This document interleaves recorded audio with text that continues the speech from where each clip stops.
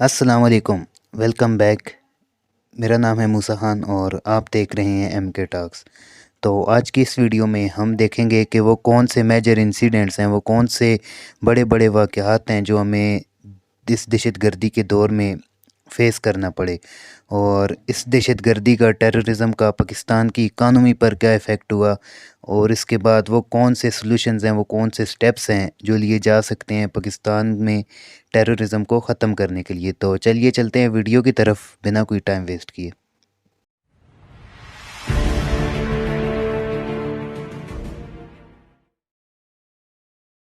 So welcome back. तो करते हैं अपनी वीडियो को स्टार्ट और देखते हैं कि कौन से वो मेजर इंसिडेंट्स थे जो कि पाकिस्तान ने फ़ेस किए दहशतगर्दी के इस दौर में। तो इसमें जो नंबर 1 पे है वो है किलिंग ऑफ बेनज़ीर भुट्टो के। बेनज़ीर भुट्टो का जो कत्ल था 27 दिसंबर 2007 को रावलपिंडी में हुआ था, जो कि एक जलसे के दौरान उनको कत्ल कर दिया गया था। बेनज़ीर भुट्टो हमारी 2 मरतबा वज़ीर आज़म रह चुकी थी, और ये जो था एक बहुत बड़ा वाक़या था दहशतगर्दी के इस दौर में। तो इसके बाद जो दूसरे नंबर पे आता है वो टेररिस्ट का अटैक्स है पीएनएस मेहरान, जो कि कराची में है। नेवल हेडक्वार्टर था जो नेवी वालों का, ठीक है, उसके ऊपर उनका अटैक हुआ था। 2012 में उन्होंने अटैक किया था। तकरीबन 20 टेररिस्ट थे इस अटैक में। और इसके अलावा जो केपीके के मिनिस्टर थे, यानी वज़ीर आला थे, बशीर अहमद बलोच साहब, उनको कत्ल किया गया था। सुसाइड अटैक मीन्स के खुदकश हमले में उनका भी कत्ल हो गया था। और ये भी जो है तो 2012 में ही हुआ था। इसके अलावा मलाला यूसुफ़ज़ई अटैक, ठीक है, कि मलाला यूसुफ़ज़ई के ऊपर जो अटैक हुआ वो 9 अक्टूबर 2012, ये भी 2012 में ही हुआ था, कि जो बशीर अहमद बलोच साहब को भी कत्ल किया गया था, और उसके अलावा मलाला यूसुफ़ज़ई के ऊपर भी एक कातिलाना हमला किया गया था सवात में। उसके अलावा परवेज़ मुशर्रफ साहब के ऊपर 2 मरतबा रावलपिंडी में अटैक हुआ, but he was very lucky then, कि वो बहुत ज़्यादा खुशकिस्मत थे कि खुदा ने उन्हें सेफ़ रखा। उसके अलावा कामरा एयर बेस के ऊपर भी अटैक हुआ था, जिसके अंदर कमांडर सर आज़म शहीद हो गए थे, ठीक है।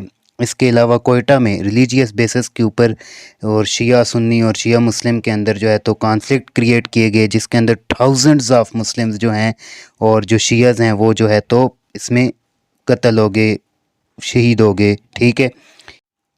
इसके बाद आता है जी कि एपीएस का अटैक जो था, आर्मी पब्लिक स्कूल पेशावर का, ठीक है, वो भी हम कभी नहीं भूल सकते, because this day is the darkest day in the history of Pakistan, जो कि 16 दिसंबर 2014 है। और इसमें जो है तो तकरीबन 134 स्टूडेंट्स को जो है तो शहीद कर दिया गया था। तो ये थे कुछ मेजर इंसिडेंट्स जो कि दहशतगर्दी के इस दौर में पाकिस्तान ने फ़ेस किए। तो अब हम चलते हैं अपनी वीडियो के नेक्स्ट पार्ट की तरफ, जो क्या है कि पाकिस्तान की इकानमी के ऊपर टेररिज्म ने क्या इफ़ेक्ट किए हैं। तो करते हैं नेक्स्ट पार्ट भी start. So the effects of terrorism on Pakistan economy, के पाकिस्तान की मईशत पर टेररिज्म के क्या असरात हैं। तो अगर 2006 से देखा जाए तो ये जो टेररिज्म है, दहशतगर्दी है, ये पाकिस्तान में एक मतलब सिटी से सिटी ट्रांसफ़र होती गई, और ये ट्रांसफॉर्मेशन बिल्कुल ऐसी थी जैसे कि पेंडेमिक, यानी आप कोरोना वायरस को देख लें, इस तरह वो भी फैल गई थी। और मतलब हर शहर से शहर ये ट्रांसफ़र होती गई, और जो वेल सेटल सिटीज़ थे, जैसे आप कराची, लाहौर, पेशावर को देख लें, रावलपिंडी को देख लें, इस्लामाबाद वगैरह, इधर जो है तो इसके जो इफ़ेक्ट्स थे वो बहुत ज़्यादा थे, जिसकी वजह से पाकिस्तान ने अपने 83,000 सिटीज़न्स की जानों का नजराना पेश किया। इसके अलावा जो इंफ्रास्ट्रक्चर था हमारा वो सारा जो है तो तबाह हो गया। इसके अलावा इंटरनल माइग्रेशन हुई, लोग मुंतकिल हुए एक वार अफेक्टेड एरिया से थोड़ा पीसफुल एरिया में, ठीक है। और इसके अलावा जो एक इन्वेस्टमेंट का एक क्लाइमेट बना हुआ था, जो मतलब इन्वेस्टमेंट हो रही थी पाकिस्तान में, बाहर की फ़ॉरेन इन्वेस्टमेंट आ रही थी, उसका जो है तो पूरा क्लाइमेट डिस्टर्ब हो गया। इस और इसी वजह से जो है तो अनएम्प्लॉयमेंट भी क्रिएट हो गई पाकिस्तान में। और इस दहशतगर्दी से पाकिस्तान की इंडस्ट्री को जो नुकसान हुआ, तो Pakistan had never witness such type of devastating loss in their industry, ठीक है जी। पाकिस्तान ने इस तरह की तबाह कुन जो हालात हैं वो अपनी इंडस्ट्री में इससे पहले कभी भी एक्सपीरियंस नहीं किए थे।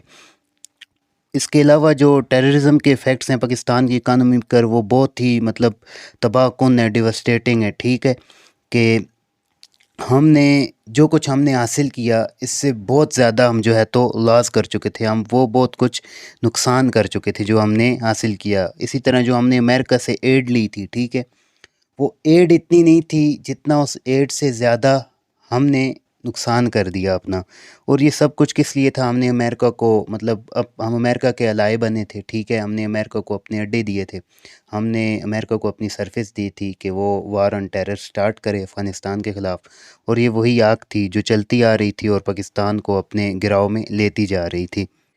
तो अब पाकिस्तान को इस चीज़ पर सोचना चाहिए और इसके लिए जो है तो स्पेशल टाइप ऑफ पॉलिसीज़ को जो है तो बनाना चाहिए कि हम ऐसे हालात से कैसे मतलब निपटें, उनको कैसे काउंटर करें।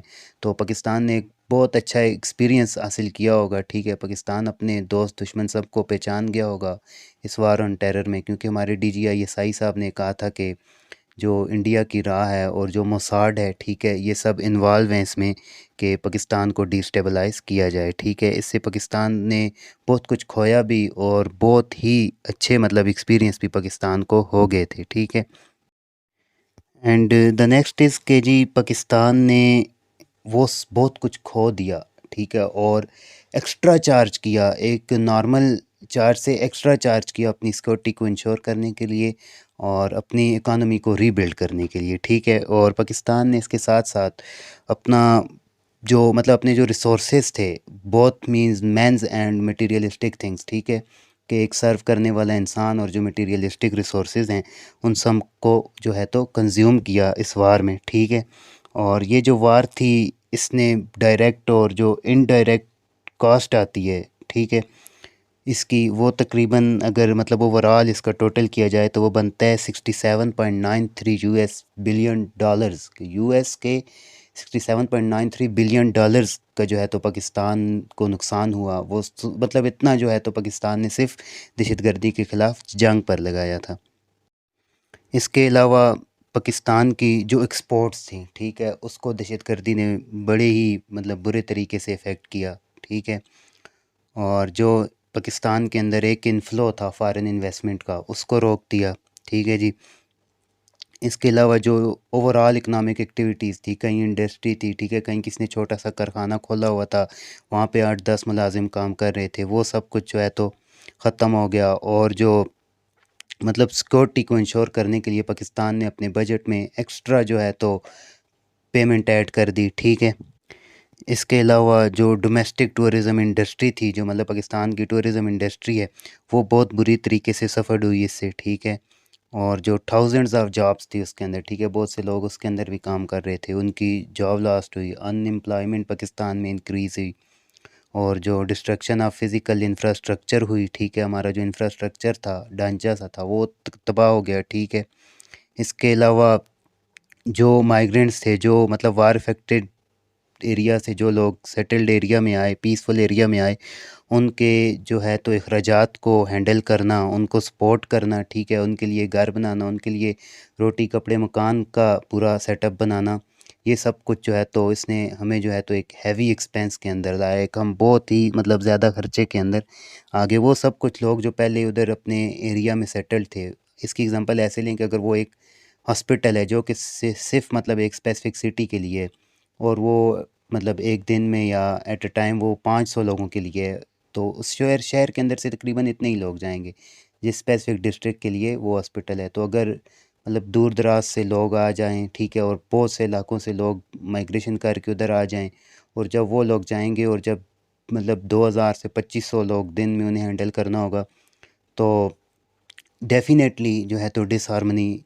इंक्रीज़ होगी, ठीक है, किसी का काम ठीक से नहीं होगा, इलाज किसी का ठीक से नहीं होगा। ये सब कुछ चीज़ें थी जिन्होंने पाकिस्तान को मतलब बहुत डिस्टेबलाइज़ किया और यही थे टेररिज्म के इफ़ेक्ट जो पाकिस्तान की इकानमी के ऊपर थे। इसने पाकिस्तान की इकानमी को बहुत बुरी तरह हिट किया और जो कि आज भी मतलब जो फ़ॉरेन डायरेक्ट इन्वेस्टमेंट है, जो MNCs हैं, मल्टीनेशनल कंपनीज़ हैं, वो पाकिस्तान में इन्वेस्ट करने को मतलब इतनी विलिंग नहीं है, क्योंकि उन्हें पता है कि यहाँ पे जो है तो सिक्योरिटी का बहुत बड़ा इशू है, ठीक है जी। ये कुछ थे इफ़ेक्ट्स टेररिज्म के जो कि उसने पाकिस्तान की इकानमी के ऊपर किए, ठीक है। तो अब नेक्स्ट आता है जी कि वो कौन से सॉल्यूशंस हैं कि जो पाकिस्तान अडॉप्ट कर सकता है, वो कौन से स्टेप्स हैं जो पाकिस्तान ले सकता है इस टेररिज्म को काउंटर करने के लिए। तो सॉल्यूशंस में जो नंबर वन सॉल्यूशन है वो ये कि एग्रीमेंट विद तरीके Taliban Pakistan and other terrorist groups के जो तरीके तालिबान पाकिस्तान है उसके साथ कोई टेबल टॉक होनी चाहिए। अपने एम्बेसडर्स अपने डेलीगेट्स को उनके जो न्यू हेड हैं मतलब मुफ्ती नूर वली मसूद साहब उनके साथ मुलाकात होनी चाहिए, कोई टेबल टॉक होनी चाहिए, कोई ट्रीटी होनी चाहिए, कोई एग्रीमेंट साइन हो। ठीक है, अगर वो इस एग्रीमेंट को मानते हैं तो फिर तो वेल एंड गुड।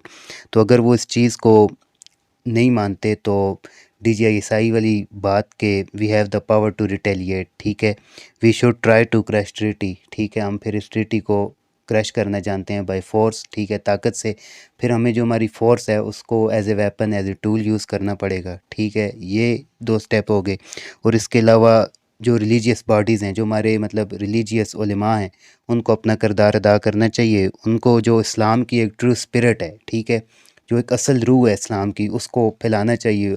असल में इस्लाम क्या है वो लोगों को बताना चाहिए कि मतलब सुसाइड बम्बर कभी भी जो है तो जन्नत में नहीं जाएगा, कि जो अपने साथ बांध ले, ठीक है, जैकेट, वही जन्नत में चला जाएगा। ये सब चीज़ें लोगों की मिसकंसेप्शन को दूर करना चाहिए। ठीक है, और बताना इस्लाम तो देखें पूरी दुनिया के लिए, ठीक है, हर इंसान के लिए एक नमूना है, एक राह हक है। ठीक है, उसके ऊपर चल के इंसान सरफराज होता है। ठीक है, वो बताना चाहिए। और बताना चाहिए कि इस्लाम तो मतलब रिलीजियस ऑफ पीस है। ठीक है, वो तो अमन को पसंद करता है और ये किसी को अलाउ नहीं करता कि बग़ैर किसी वजह के आप इंसानियत का कत्ल कर दें। और अगर वजह भी हो तो अगर आप उसको जो है तो दरगुज़र करें, फॉरगेट करें, तो ये इसका बहुत ज़्यादा रिवार्ड देता है। तो ये थी जी आज की वीडियो। अगर वीडियो पसंद आई हो तो इसको लाइक करें, अपनी फ्रेंड्स और अपनी फैमिली के साथ इसको शेयर करें और हमारे चैनल को ज़रूर सब्सक्राइब करें। Thank you so much.